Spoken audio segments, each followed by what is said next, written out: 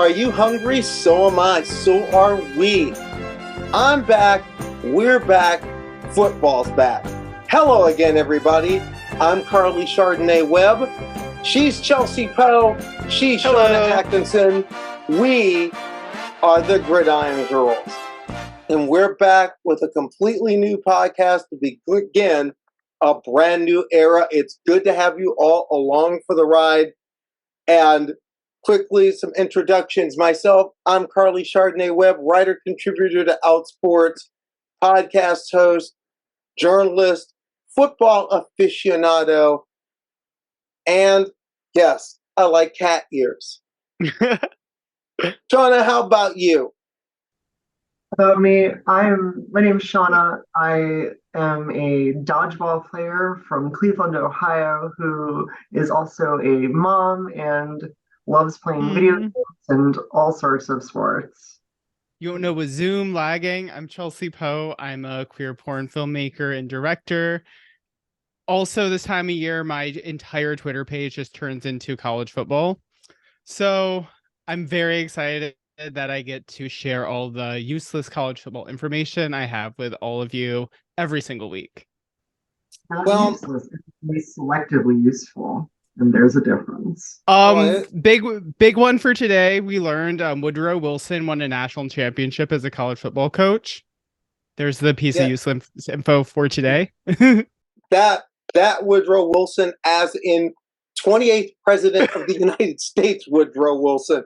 When Chelsea first hit me with that, I was like, no, it's not the same person. But then did some digging and realized, no, it was the same guy. It doesn't make any sense. It doesn't. I mean, it doesn't. Found out one of 3 presidents who coached college football at one time or another. But let's go right into the big news. And at first we were thinking, what's news to us? And what's news is rosters have now been finalized. The NFL is down to 53. Did anyone being cut jump out at you? I think the whole quarterback room of the New England Patriots is the most perplexing thing right now.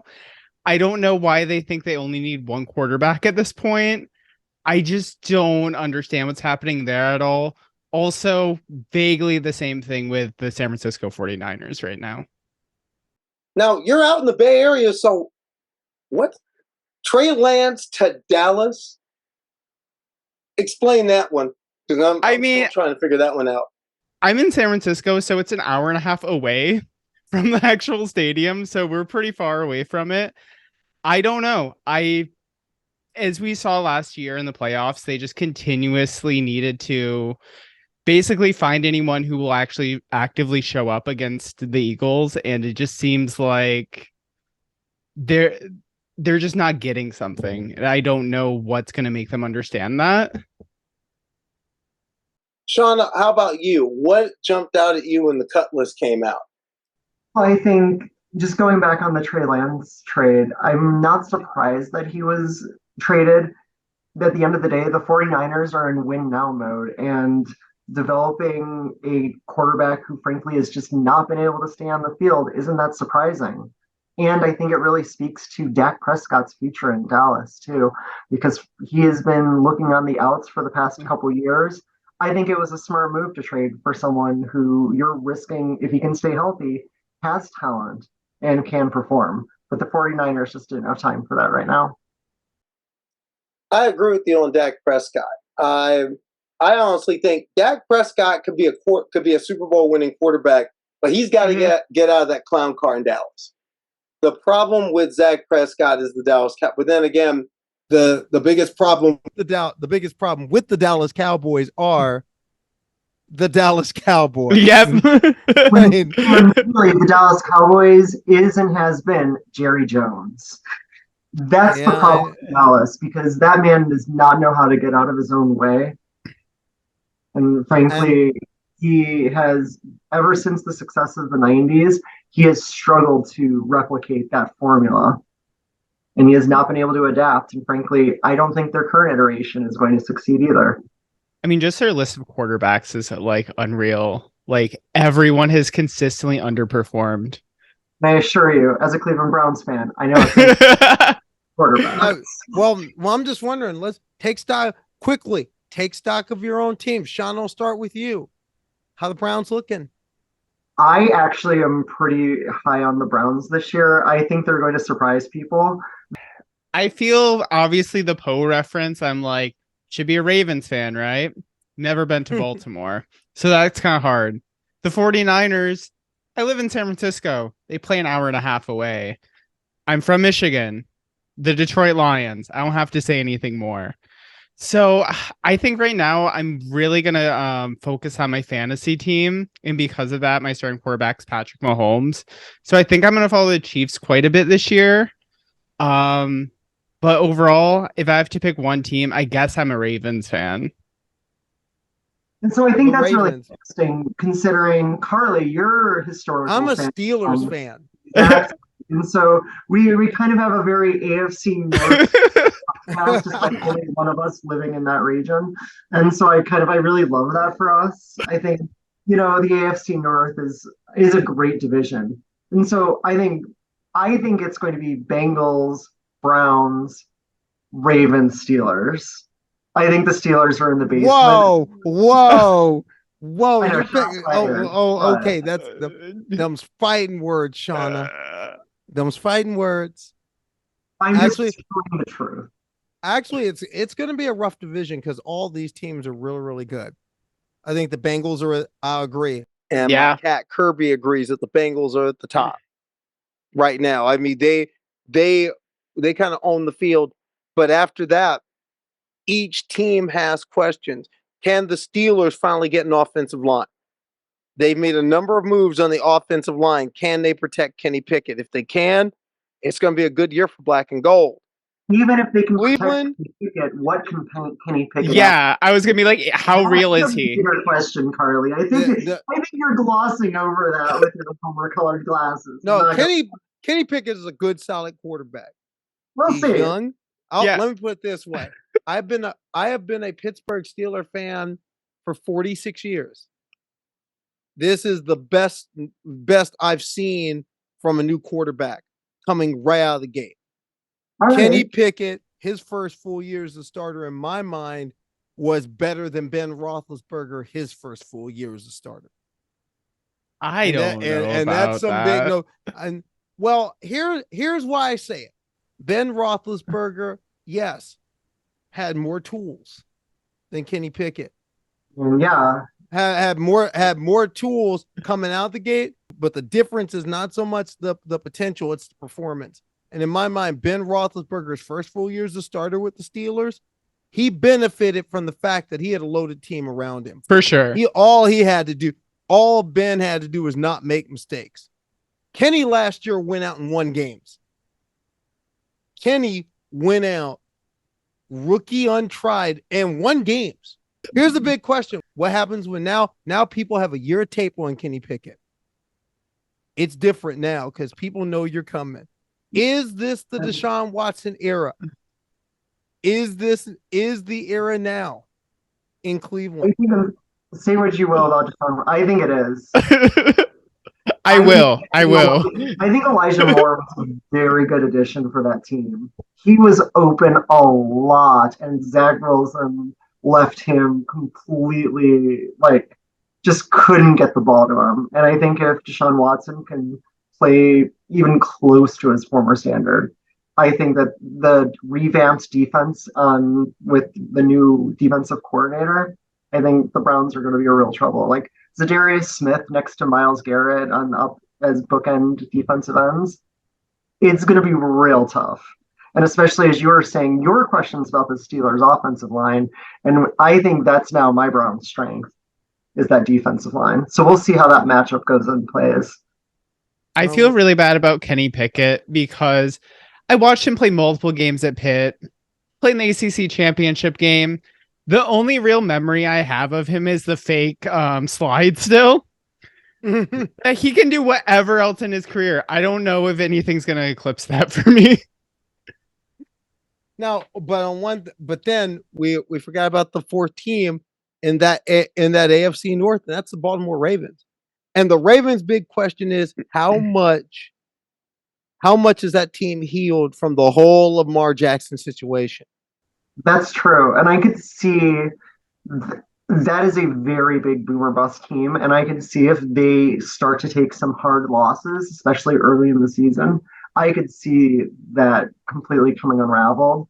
But I think that I think they're going to have a typical Ravens season, and I think they're going to be at least 500. I think they're going to have a good year. We'll see if the Browns can stay above them in the standings. I personally think they can, but I think if you told me the Ravens finish second, I wouldn't be surprised, because at the end of the day, Lamar Jackson is still an MVP quality candidate every year just by stepping on the field. If this show can do one thing, if the Browns have a Super Bowl run and we get to document that for you, that would be like the best thing ever. That's really my hope with this. If the Browns get to the Super Bowl, we are doing this show from Cleveland in your front room. I will drive to Cleveland. We get Chelsea to step foot in the state of Ohio, because I think that's in your front room, and we will do this. Oh no! Either way, we're gonna have a party. If any of our teams go to the Super Bowl, we're having a party. And can you believe it? We're through the first segment. We're for the first segment of the Gridiron Girls, and a lot more to come in our next segment. We're looking at college football. We're past week 0. We're on to week 1. What happens next? I'm Karleigh. She's Chelsea. She's Shauna. We're the Gridiron Girls. We'll be back after this. I started this team because I wanted to give an opportunity for women and girls to play a sport without negativity and punitiveness. I love the intensity of the game. I love to compete. Very competitive. You know, as a girl, I always played on the boys' flag football teams. You know, I begged my mom to play tackle football. When I found out that I could play as a young adult, I jumped on that opportunity, and it changed my life. Football? I'm from Nebraska. Football's like breathing to me. This sport, this game, the intensity, passion, the physicality, the beauty. They give it off to Booker, and Booker's got nothing but space and opportunity, and it ends up touchdown. The reason why I play football, honestly, is because why not? It's something for women to do that a lot of people didn't think that we would be able to do. Once I started playing, it was love at first hit, love at first sack, love at first score. We would love to have the opportunity to play with anyone who has a passion for the sport. Why I love being a Reaper. They're a family to me. I'll follow this team anywhere. We are strong, we're united. There's no other team I'd rather play for. There's no other sport that I'd rather play. Back in 2020, when the team was established, I lost my sister, which I keep a piece of her with me everywhere I go. Once I lost her, joined the Reapers, I've gained so many more sisters. Once they showed love, I knew I had to have it back. To fight with a group of women that won't quit on you no matter what. The Reapers have that spirit. That's the spirit I want to be a part of. You got Reapers across your chest. You got my heart. We are supportive, we are encouraging, and we are empowering. Join us.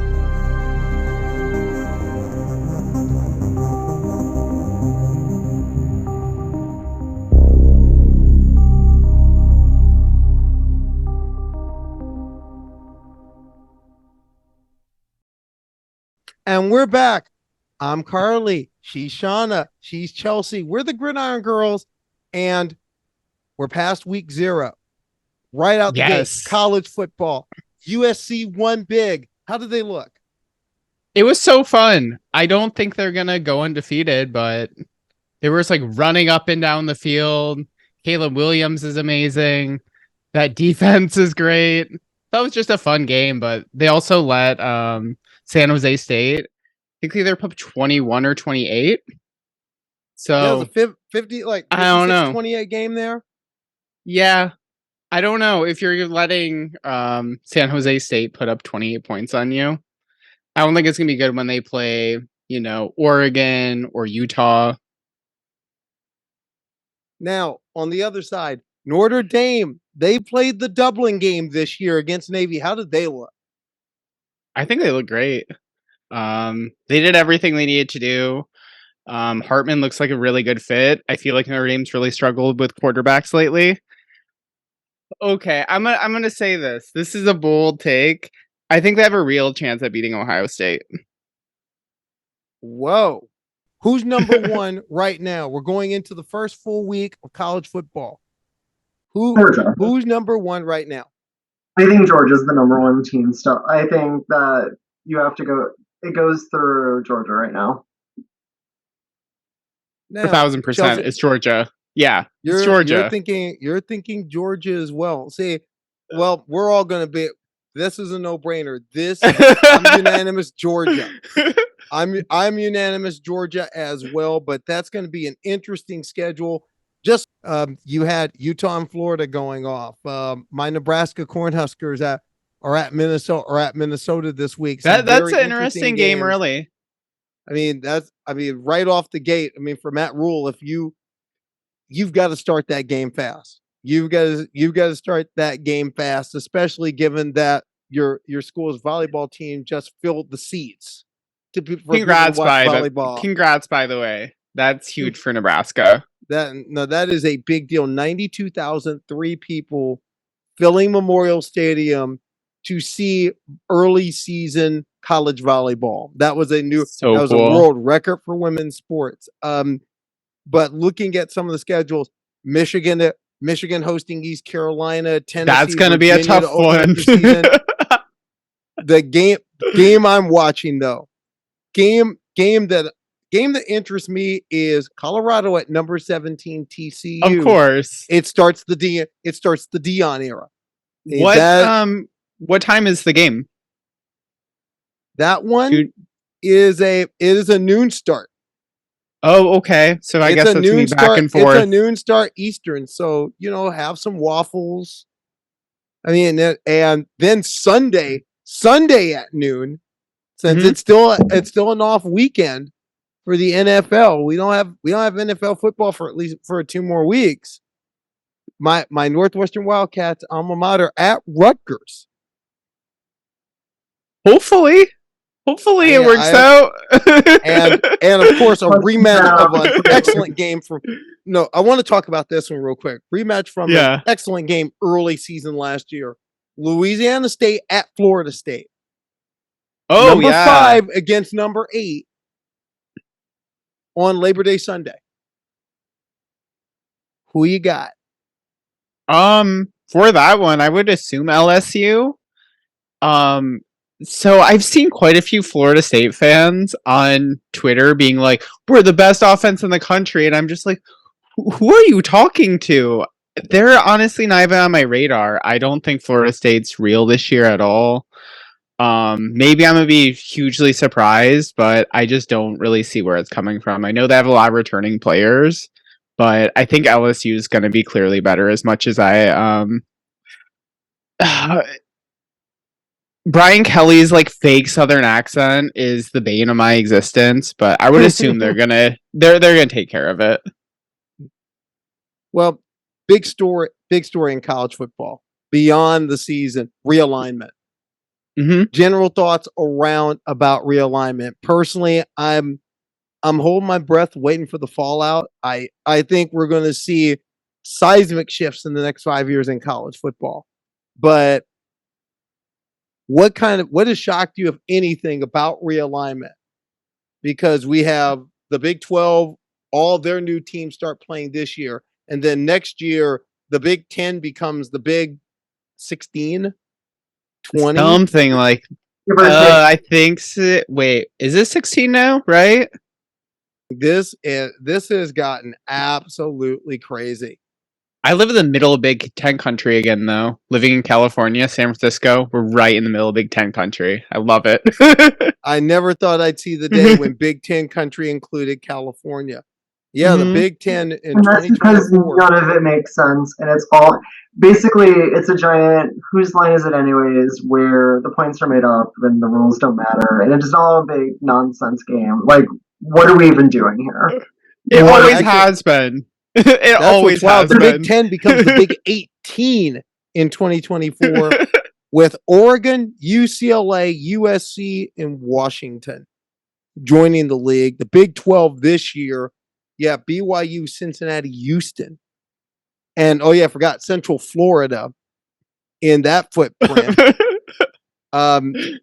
Among other ones. We almost forgot now. There's in 2024, Arizona and Arizona State. And Colorado returns to the Big 12. And Utah. And Utah joins in. That's and that is just, this is all wild. And then Oklahoma and Texas go to SEC, which means the SEC becomes it's already Godzilla college football. And now it's just getting big. I mean, when does the musical chairs end? It doesn't. It's always been changing. It's always going to keep changing. This whole, especially college football, I think it's always so fluid that something becomes in vogue, something happens, and then all these new conferences will form for a while, and then they'll go away. I just feel like it's part of the sport when you look at it historically. It's just always changing. And like, I really genuinely feel something like the triple option is eventually going to come back in college football, because it's going to be this weird, bizarre version of it. And why not? That's what I love about the sport. It's just complete madness. Well, nothing else. The service academies have been using flex option for quite some time. I wouldn't mind seeing the I option come back. It might help Nebraska a lot better than that. I'm just saying that, though, like if it's a school like Nebraska or maybe like a mid-major school who's kind of bottom tier in a Power 5 conference, like maybe like a Vandy or like an Illinois, if they entirely embrace that, I think with decent athletes, it could really be effective. Are you hearing that? Whoever ends up being the next coach at Northwestern, you heard it. It's me. It's me. I'm an alum. I think I'd be picked a little bit ahead. Okay. Now I'll work on your staff. I'm fine with that. Complete the sentence. The person I'm most interested in the first month of college football is in the first month. Yes. I don't know if it's a single person, but I think it's going to be really interesting to see how Texas plays. Texas. It's always every single year. It's like, is Texas real? Is it going to be real? I guess Quinn Ewers, to see if he keeps his job against, what's his name? What's the Manning son? Arch Manning. Arch Manning, yeah. Arch Manning. Do you think he's going to play in the first month? That's like my biggest question mark. I'm like, I think they're going to work him in at some point. They're going to work him in at some point. If they struggle early, it's going to be the chance of we want Arch are going to be coming 100%. Out. If there's any type of struggle at all, they're going to come out. It's going to be it could very much be like, because that's what happened that in many ways what happened with Peyton. Shauna, how about you? Person or team that you're most interested in the first month of college football? Person I'm most interested in the first month of college football is the quarterback of the University of Alabama. Because right now it's looking to be Jalen Milroe, but I'm not sure that he's going to stay as quarterback. And I'm curious to see how he performs, because this is a real question mark going into this season. And if they can get some consistency, I think then they were going to surprise some people this year. Because they're a little down. They're only ranked 4th this year. That's a low year for Bama football. So we'll see how that goes. It's going to be a lot different for the process. I cannot imagine the sky is falling feeling that's going to happen if they lose to Texas. I cannot imagine what's going to happen if that happens. You can imagine. You're a Michigan fan. You know what it's like to lose that game. Yeah, to Alabama. Well, no, Shauna, you are just dropping bombs today. I literally had a conversation with my therapist about the show, and they're like, "Oh, is the team you support good?" I'm like, "Well, they are right now." I'm like, I'm very lucky we're doing this podcast during this era of Michigan, because if this was Michigan 5 years ago, this would not be a fun show for me. For me, the person I'm most interested in the first month of college football is Deion Sanders. I am most interested in seeing that's a good one. How Colorado because Colorado right out of the gate, Colorado could easily. They have two very important games coming up. This road at TCU, which I'm going to call it right now. Colorado will win that game. Wow. I think Colorado will pull that upset.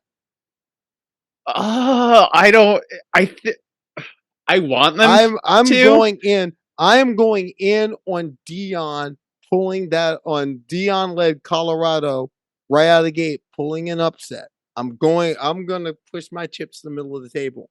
But did you see what TCU did to Michigan last year? Like they're a good team. I also know this. Their starting quarterback, not there. Their starting receiver from that team, not there. A lot of talent from that TCU team are right now, a good number of them, unfortunately, are on the waiver wire in the NFL right now. Or trying to fight for that last few spots in the NFL on NFL teams, or waiting to call for a practice squad. This is not the same TCU team that went to the national championship game. This is not in many ways. And we don't know. The biggest question is, what does Colorado have? That's the only caveat, because they've lost so much turnover in that program. It's a new team. You don't know where. Yeah, it's basically a new. You don't know where the continuity is or what the talent level is. But Deion, these first two games, because on the road at TCU. Now imagine what the scene like will be in Boulder the following week should Colorado win that game, because it's the home opener and it's against a team that most Coloradoans, even though that's dissipated with a number of the changes in college football, some of that enmity will die, is still lingering. Nebraska at Colorado in week 2. That's week 2. With two coaches who have a lot to prove. Matt Room has a lot to prove at Nebraska, because Trev Alberts made a big bet after making that first big bet that didn't pay off. This one's got to pay off, or else you're looking at permanent 3rd or 4th tier status for a generation. That's what the desperation is real in Lincoln, and a loss to Deion. Imagine if Nebraska two coaches who I think that are really under the gun early on is Matt Room at Nebraska and Deion Sanders at Colorado. And what's your can't miss game of this first month? What's the one, if someone came up to you and said, what's the one game I gotta watch? What game is it? Texas, Alabama. Interesting. Texas, Alabama. Shauna, how about you? I don't know that I actually have a game that really sticks out. I wish I did. Unfortunately, I'm just kind of curious to see where the landscape shakes out, but I think the most interesting games are after this first month. Michigan, Bowling Green. Michigan. Chelsea, quickly. Yes. Let's go around the horn to your teams if you got them. What's Michigan looking like? Good. I mean, this is probably the most talented Michigan team in my lifetime. I'm kind of afraid, because the most hype they've ever had going into a season other than this was probably 2007, where they lost to App State 2 games into the season. Or maybe that was the opener. Either way, I've never seen them with this much hype, so I am a little bit fearful, but I think they're going to easily win 10 games again. I think they're going to beat Ohio State. I think they're probably going to go undefeated, then probably get beat in the playoff again or win the national title. But I think those are kind of like the ceiling where they're going to go to the playoff again. All I know is that this could be a bumpy ride for Northwestern this year, with the whole Fitzgerald situation, with the dissension, with a lot of ugliness that's happening in the program right now, and a lot of alums are frustrated. I mean, I wouldn't be surprised if Northwestern's first win is when they play Howard at homecoming in October. I wouldn't be surprised if it shakes out like that. This could be a rough year. Oh, by the way, when we're talking about must-see games, Allegheny at Waynesburg to open the season. Go Alligators. Allegheny Alligators. I did not have that for my week 1 pick, but okay. Well, I figured since we're talking about teams who I'm talking about alma mater, figure get Shauna. Even though Shauna, very interesting. I figured this is the must-see game could very well be the Shauna Atkinson Bowl on November 4th. Allegheny at Case Western. Ooh, yeah. It'll be exciting to see the battle of Northeast Ohio and Allegheny. But alas. When we come back, next segment, we switch to the pros, the guys who play on Sunday. Who's on the road to the Super Bowl? But coming up next, it's Kirby's Corner. Karleigh, what did I tell you? My agent already told you I want extra cat food for this. Did you get that signed? Kirby, we have it signed. Good. Well, I'm Kirby the Cat. This is Kirby's Corner. I got a question. Why can't the NFL have a cat division? Huh? First off, the NFL doesn't have enough cat names. And you know me, I root for the cat names. I said what I said, I root for the cat names. No, the NFL needs more cat names. You know what? Why can't there be the Kansas City Cats? Wouldn't offend people with the nickname. Oops. But I digress. Like I'm saying, get that camera out of my face, Karleigh. I'm eating right now. Like I said, why can't we have more cat names in the NFL? No, why not the Kansas City Cats?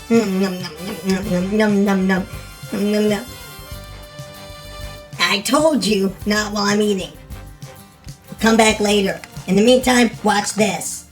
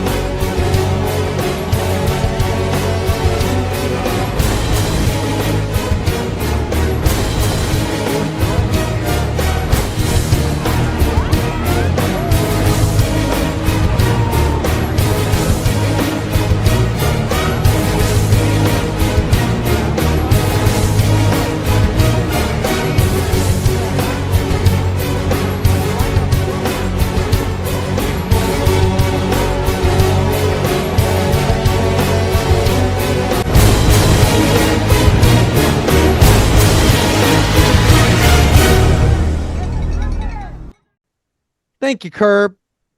And the road to the Super Bowl, it all gets started a little bit more than a week from now.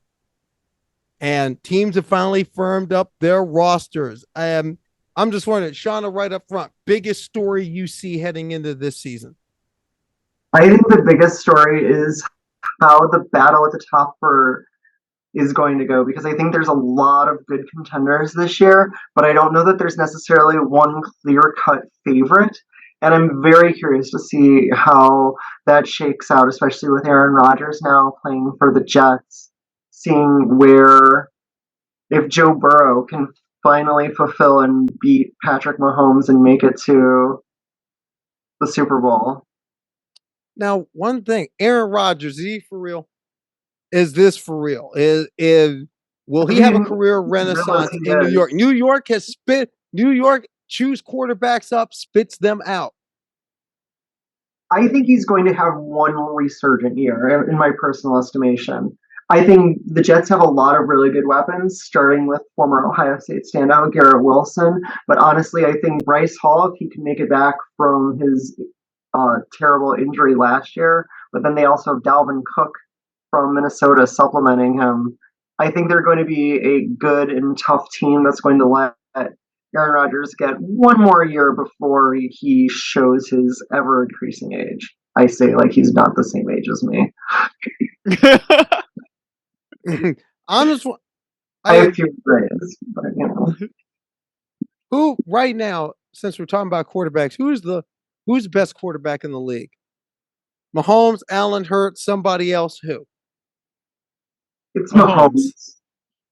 It's Mahomes and then everybody else. And I think your Burrow, I think Jalen Hurts is a very great young quarterback who is going to continue success.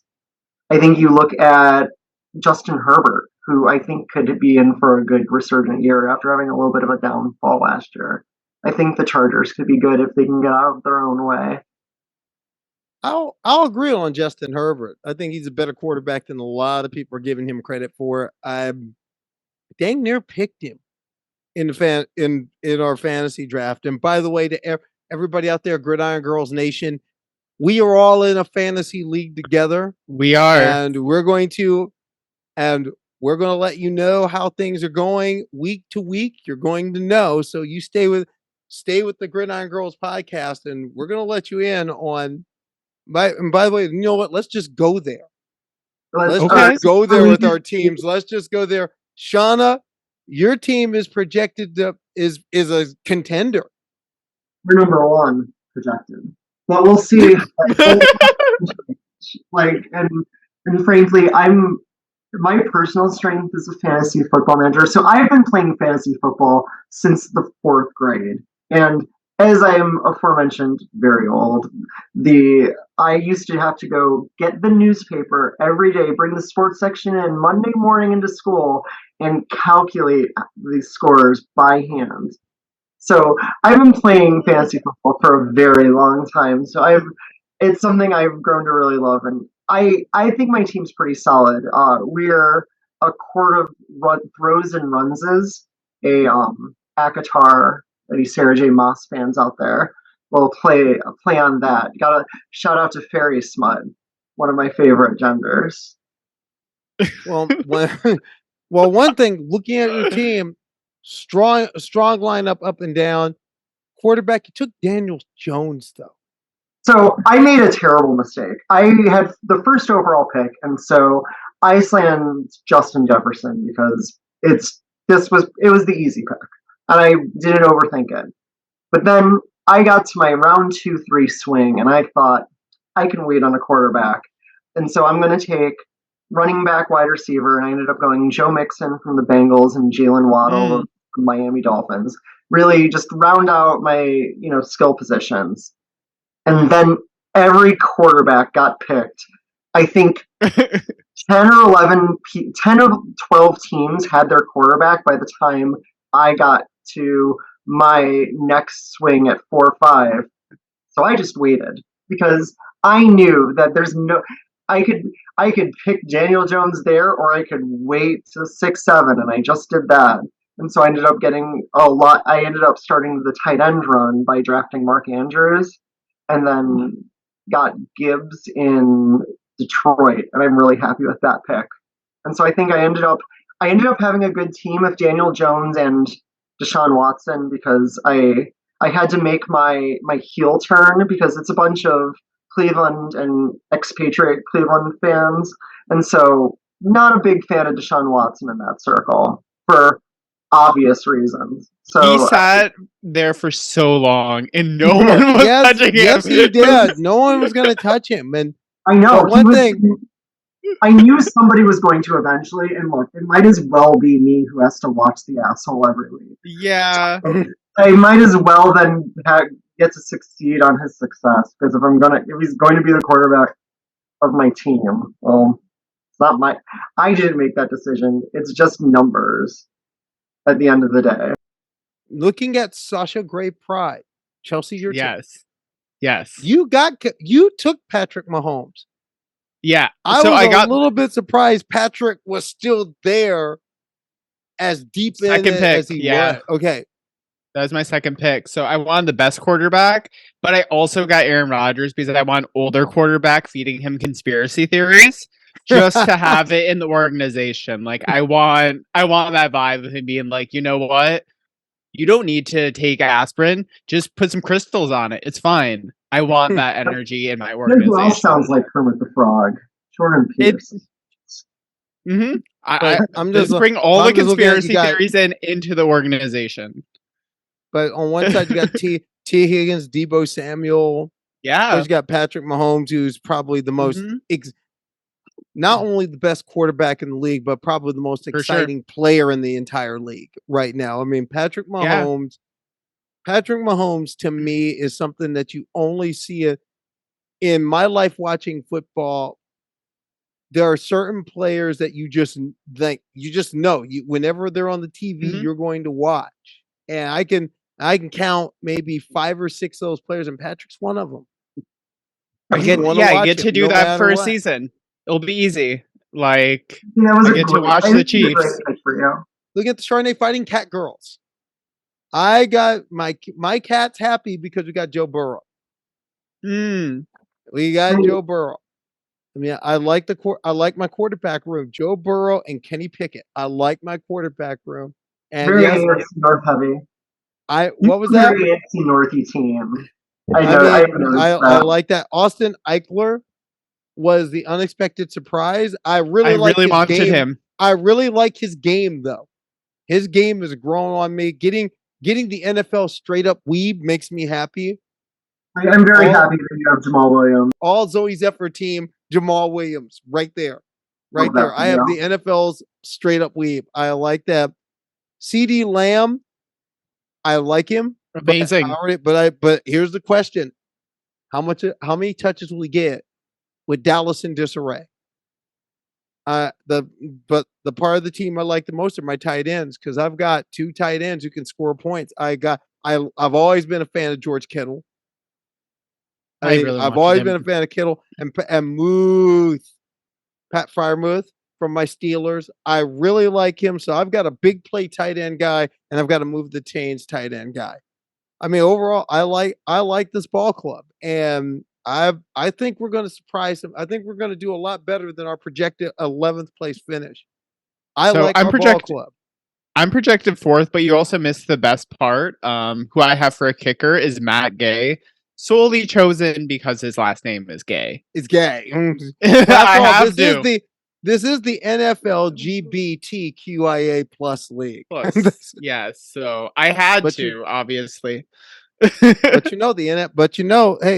the NFL has said, football is gay, football is lesbian, football is queer, and they've said football is transgender. Well, being that we're all 3 trans, it's football. If that's true, hey, I'm all for it. The NFL, they're saying they're so decay.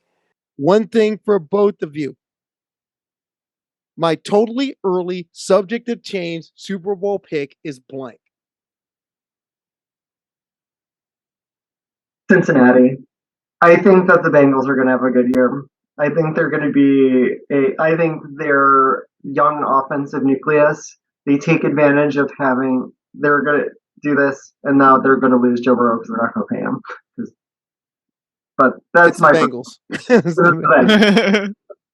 So I think they're going to get rewarded in a way they shouldn't. I think it's good. That's my first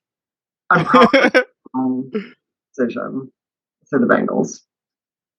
Chelsea, how about you? I've been feeling like in the last few years, I've had positive feelings towards Buffalo. They've just been so close for so many years, last 2-3 years. They've just been so close to it. And I think I more want them to than it's going to happen, but I just feel good about Buffalo right now. For me, I'll admit, I'm going to be the person stands pat. I'm going to be the person that kind of stays pat. Your AFC champion will be the Kansas City Chiefs. Yeah, probably. No problem. Your NFC champion, however, see, that's tough because all that NFC is like a jumble. You don't know who's coming out of that. You really don't, because there are so many questions. I think you'll see a Super Bowl rematch, but with a reverse ending. You think the Eagles take it? I think wow. Eagles Chiefs rematch, but Hurts plays even better and wins it. When was the last time that happened? Or has that ever happened? Super Bowls that were the exact same 2 years in a row. You've never had a rematch. No, it's happened once. Wait, was that Super Bowl what? Oh. Dallas and Buffalo 27-28 had a rematch, but it went the same way. Oh yeah, but it went the same way. Dallas wiped them out again. If not the Chiefs, even though I'm going to take the Chiefs, but if not the Chiefs, I could easily see this Super Bowl. Bill, I could see a Bills Eagles Super Bowl. I could see a Bill. That'd be fun. I could see a Bills Vikings Super Bowl. I could see that Super Bowl coming out. And I'm going to tell you, the NFL Comeback Player of the Year. I'm calling it right now. I am going to call this one your Comeback Player of the Year for this year, Baker Mayfield, Tampa Bay. I think it has to be DeMar Hamlin, no matter what happens. He goes on the field once. True. True. Mayfield is going to disappoint Mike Evans owners. I mean, you know how I feel about Baker Mayfield. You know how I feel about it. Come on, y'all know how I feel. Him against Kansas footage is still the most ridiculous sporting thing I've ever seen. Him yelling at children and grabbing his crotch. It's so much. I know it's a little much, but that is Baker Mayfield. So now, and as someone who owns a Baker Mayfield jersey, I'm sorry. Hey, but I own one with him as a Sooner, so I get it. I just don't know that he has the ability. I think he got figured out. And he has never been the same since that shoulder injury. Coming up, Baker Mayfield, we're going to take a little bit of a break, but when we come back, the other stuff away from football. We've all had some interesting lives since we last met. I'm Karleigh. She's Shauna. She's Chelsea. We're the Gridiron Girls. We'll be back.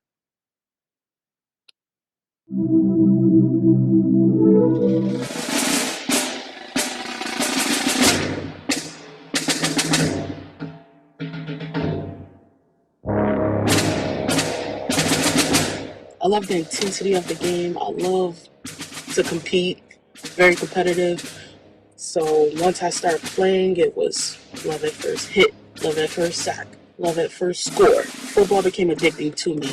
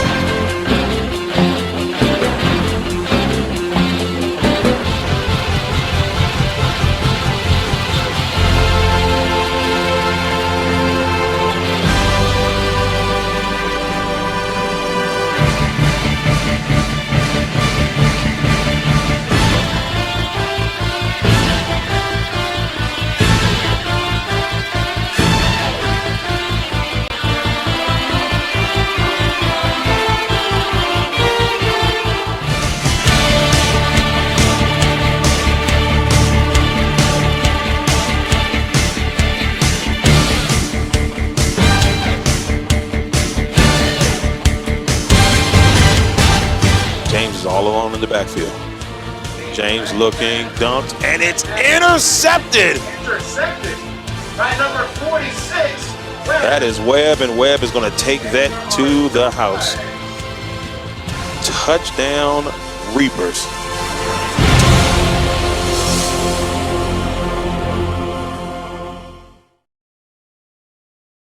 And welcome back to the Gridiron Girls. And we're not just about football. We're not just about the sports. We're also about lives. And we've all had life, but right up front, have you seen Barbieheimer up in Barbie yet? Just wondering. I've seen Barbie. Yeah, that checks out. That we. I have not seen Barbie yet. Oh, haven't seen it yet. Haven't seen it yet. 1, 2. It's so good. It's oh so really? I thought I don't know. I thought it was like better. The promo for the movie was better than the actual movie, in my opinion. I did have a very great promo, but I loved it. I was such a big fan. It is probably my favorite movie of the year so far. What made you like it so much? I thought it didn't take itself too seriously while also having some really poignant moments. It was fun. It was just an entertaining movie. And honestly, it was an event.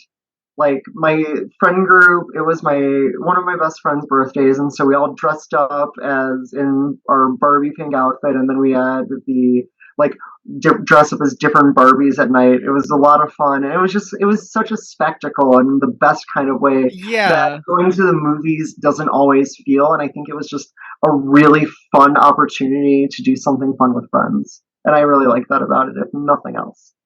Yeah, I like all the stuff around it. Like, I enjoyed. I'm really big into Lush, so I got every Barbie thing from Lush, and that was like more fun than the actual movie to me. Like, I think you got the pink world and all that, but the amount that was in the regular world, it made me be like, you created this super fun world and then you just remove it and you're not in it for half the time. I just like want the aesthetic, you know? Now, big question. Barbie 2. Will it happen and should it happen? Of course it will. Everything that can make money, if they can make money doing it, of course there's going to make probably 50 of them. But just because we can do a thing, should we do a thing? I mean, they're already talking about making a cinematic toy universe. I don't think the question exactly. is question. They're going to do what they're going to do regardless. And I think ultimately, as long as it has the same heart that Greta Gerwig put into this one, but I think it's going to be really hard to replicate. But you know what? Why not? Let's do it again. Sure. What do we have to lose? Like, if it's bad, then it's a bad movie and that happens. Sure, let's do it. Why not? Yeah. It made $1 billion. There's money in it. They're going to throw it. Yeah. Okay. Is it going to have a second movie? Like, of course. Chelsea, first off, with the movies, what's coming? What's coming down the pipe? What is next?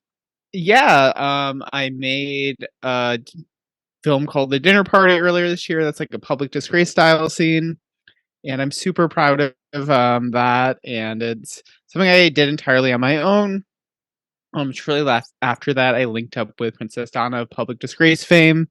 And we're doing our own site separate from kink.com that I'm super stoked about. We're just shooting a scene in about a month. So I'm feeling really good about that.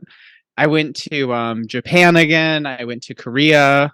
That was super fun. Also, the trend in Korea is wearing American sports college things. So like you saw people in like Oklahoma State football stuff or Kansas basketball or just kind of these obscure schools. Like I saw a very hip, probably 19, 20-year-old Korean girl, very short shorts, but wearing an Iowa State football t-shirt. I'm just like, this is a little different.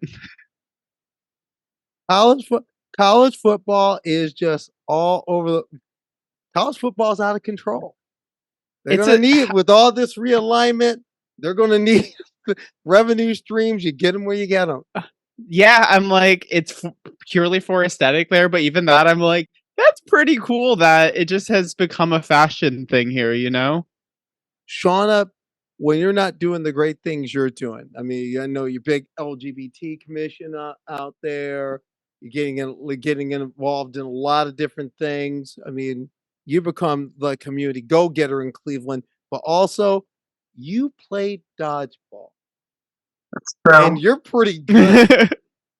we got skill. You got skills. We see the highlights. We see the highlights on we Instagram. You got skills.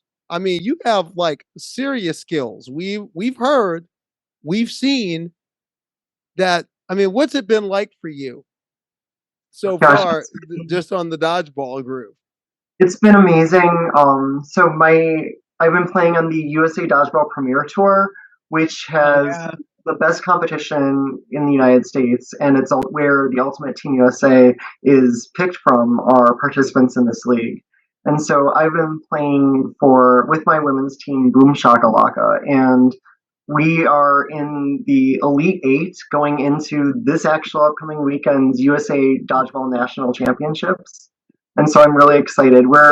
There's 3 different ball types, and we are first in no sting, which is kind of what you think of when you think of like a dodgeball. It's just like it's called no sting rubber. And there's also foam and cloth, which we're also in the top 8 for. And I'm so excited to play. We just took first place at the no sting tournament in Philadelphia at that stop, and it's been great. I've been traveling all across the country this year playing, and I have such an amazing team. They're all awesome, both on and off the court. Like, I can't speak highly enough about all of them. I get to play with one of my best friends here in Cleveland, my friend Leslie. She's awesome and is just like such a great like counter to me, and like it's fun to have someone who you can always like know to joke around with, but be serious with when you need to too, and like helps keep spirits up and everything. It's just been really great. And when we said that she can play, we weren't kidding. She can play. The purple hair is so badass. Don't believe me. Roll the tape. Roll the tape. Look at you making catches, getting people out, and that action with the left. Look at that lefty right here. The aesthetic with it is just so good. Yes, it is. Look at you. Look at you. We're gonna roll this tape one more. Let's roll this one more time. Where did you get that left hand? Where did that come from? I've always been like, I used to pitch back in grade school, and I've always loved like, I've never had a strong arm, obviously, like, but I've always been very but like I make the most of what I have, and like I can use my length, growing up watching the Randy Johnsons of the world and like all of like Ricky Jr. Yeah, it's really. Oh yeah, please. Just Randy Johnson's name, that Randy is like horny, and then Johnson is another name for penis, and then his nickname is also the Big Unit. It's just so many levels. That is true. It's been really exciting to play, and like I love, like, my game is predicated on like a lot of catching, like you saw, and like doing counter throws. Like, I love the strategy of dodgeball, and like I'm really excited because this weekend's championship, it's going to be streamed on Twitch, and so we'll make sure to put that link so y'all can follow along. Yeah. Oh yes. Hell yeah. Definitely. Yeah, and there will be highlights on the Gridiron Girls next week. They're going all out. USA Dodgeball has been putting on. It's been a really great season. They've really, like, I've been fortunate enough. I've been to Los Angeles, Phoenix, Dallas, Chicago, Philadelphia, the stop here in Cleveland, and it's been great to travel around. And I've got one more weekend this season, so hoping to give it all. I really hope Boone comes away with a medal, especially in our like best ball no sting. But like either way, I know we're gonna leave it all on the court, and I'm excited to play with my teammate of awesome, amazing women, and so excited for it. Now I want you to complete this sentence for me. Karleigh played football this year, and she was blank. You were an all-star. You kicked ass. Amazing spectacular. In my mind, you ran a touchdown back, or an interception for a touchdown. In fact, here it is. Here it is. Here it is. Okay, I want you guys. I want you guys to talk me through it, because I remember you guys said last year you would be Madden and Summerall for a Karleigh Webb highlight. Here's the Karleigh Webb highlight. Where are you lining up? Okay, I'm kind of like the floating middle linebacker. I'm number 46. Okay, right there. Okay, I see. I'm just pointing out that we have at things. Yeah. The River City Sting have this spread formation. So then their quarterback CJ James throws it. Oh, you got it. Going 40, 50, gone. You should have started taunting right there, just in the middle of it. At that moment, all I could think about was two things. One, don't drop the ball, and two, don't get caught from behind. You should have done the dunk on the field goal post like they used to do in the mid-2000s. That would have been a good one. I was thinking about going straight Sailor Moon pose on that. But then when I got there, I was like, I'm tired. I was like, I'm done. But no, it was a great year as part of Rippers Women's Football. And yes, like I said, I was a women's tackle football league all-star in my first season.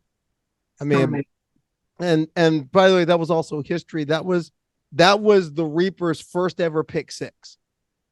Wow. And the funny thing is, throughout our defensive coordinator, Dub Peasy, all throughout preseason practice said, I want somebody to run back, and I want a pick six. We've never had a pick six. I want a pick six. And in our first game, we got one. We went 3-3 for the season. Unfortunately, the team that ended up winning the league championship beat us 3 times that year. But like I said, just a great group of people to be around, and we are joining a new league next season. But I'm going to be back. I'm going to get myself back in shape. So what's the celebration going to be? What's the celebration going to be? Next pick six. You got it. 10 yards out. What's your celebration? I don't know. Next touchdown. I had 2 touchdowns this year. I had the pick six, and I had a jet sweep for a touchdown. So you should do the phone thing. Hide the phone somewhere, and then bring out the phone. Yeah, I may do that. I may do that. Sharpie to the ball. I'm thinking about getting old school. I'm going to get old school with this. I'm thinking Billy White Shoes Johnson. I'm going to go old, do the funky chicken in the end zone. I'm going to just go old school with it. But no, it was a fun year and a great ball club. Sonia Flusky, thank you. Sonia Flusky, team administrator for Ravens women's football. I first found out about this team at West Hartford, Connecticut Pride last June. And y'all know how I do Pride. I go over the top. Cat ears. Yeah, we saw you. Yeah, you saw the outfit. Most people saw the outfit. So I'm like NFL Combine Barbie walking up to their tent. I might as well just have yelled out, I'm trans, right out front because the colors are all flying and whatnot. But Sonia told me this is a women's football team for all women. And I was like, that means, because some of the players, like, at first I was like, hey, I could be your PR person. I could do your video. I could edit video for you guys. Instead, one of the players, in fact, it was Sam Valentino, our quarterback. He said, you look like you can play a little bit. So we're throwing the ball around, and I'm like, there's no way the league's going to let me play. But Sonia telling me that and telling me that I could have the opportunity to play. That was such a big deal for me, and it meant a lot. And I went through like fall camp, had the fall tryouts. In fact, our next fall tryout for people who are part of Gridiron Girls Nation, if you live between the Hudson Valley of New York and Connecticut, we're having tryouts starting September 16th. If you've never played football before, come on out. We got a uniform and a sisterhood waiting for you. So come on out. But I was allowed to be a part of that. And that was one of the most beautiful, wonderful things in my life. And I mean, yeah, and also that was one of the most beautiful things that's happened to me in a year of beautiful things that have happened, I think, for all of us. I've seen what you two are doing. Chelsea, I see what you're doing with your films, with the scenes, and you're killing it. And Shauna, I see what you're doing out in your community. Making Cleveland a place that no one can joke about when it comes to queer folk. And also doing what you're doing in dodgeball, which I think is, and this weekend at that national tournament, I hope you go lights out on it. I really national champion coming back. And to top it off, to bring this podcast back. And with that in mind, we're going to the Gridiron Girls last call segment. This is a little bit of time for each of us to riff on whatever you want to riff on. Shauna, you're first. I just wanted to say how it's just so great to be back with you both. I think this can be said for having the community and the friendship and just the camaraderie and the sisterhood. And I really appreciate you both. And I'm so excited to get to do this podcast with you both. I'm looking forward. I know we've got some really great things ahead, and I'm really excited for what we're going to do. That this is just the start, and I'm just so excited to build for the future. So that's my thing I wanted to focus on, and how grateful I am for you both. Chelsea, how about you? I mean that and other things as well. I totally agree. I'm so excited to get to do this with both of you. Having other trans decks that we can talk about all things queer, sports, football, all this stuff. And I just feel like this time of year is very emotional to me because I feel like this is the time when communities really come back together. And I think for so many places in this country, football is a definite thing. For me, it's when I think about college football, I think about spending time with my family and our text chains during games and a family member freaking out or a family member saying, oh no, Michigan's going to for sure win the national title this year when they have 5 losses. I think this sport is such a special thing, and I get to share this with you and everyone else here. It's just always such a special thing. And I just love this weird sport of college football so much. And I can't wait to talk about all the weird and dumb things that happen in it that I absolutely love. What happens when you get a porn star, a nerd, and a hard-bitten sports journalist together? What do you get? The Gridiron Girls. I don't know what you get, but it's magical. And that is one of the things that makes me happy to be a part of this, is that the magic and the energy that we have right here. And I'm really looking forward to it. And I'm glad that we're all on this ride together, because it's going to get crazy this year. It's going to get crazy, but at another level for me, having the opportunity to do something like this. One thing that's been wonderful for me in 2023 is that in many ways, one thing that's happened this year is that I finally found the one thing that I've been looking for more than anything else, and that is a sisterhood. I have found, and strangely enough, football is the link to the two. I found a sisterhood I didn't realize I had. I didn't even realize was open to me on a football field with 19 fierce women who can clean your clock, who will knock you down and will also have your back and pick you back up. Reapers, I love you, and I'm looking forward to being a part of you next season as well. And I love the both of you, and I look forward to being a part of this ride, because when you look at all the things that as a community we've gone through in this year, when you find camaraderie, when you find sisterhood, when you find community, if there's one thing I've seen in these ugly times is when you find your tribe, hold on tight. Yep. Hold on tight and come together. And I'm glad that you're both holding on tight to me because I'm certainly holding on tight to you. And I'm holding on tight to all of you out there who are going to be a part of Gridiron Girls Podcast Nation throughout this season and beyond this season. And just to know, if there's something you want to see on this show, someone you want to see on this show, because throughout this season, it isn't going to be just us. There's going to be guests. There's going to be fun things. There's going to be a lot that's coming down, so you stick with us. But there's something you want to see or something you want to say about what we're doing, by all means, leave a message on the comments below, either at the Karleigh website or at the Sharp Sports 1 YouTube page. But just a note, if you want to bring nonsense and transphobia, just don't. Just don't. Does the name Dikembe Mutombo mean anything to you? If it does, you know. If you know, you know.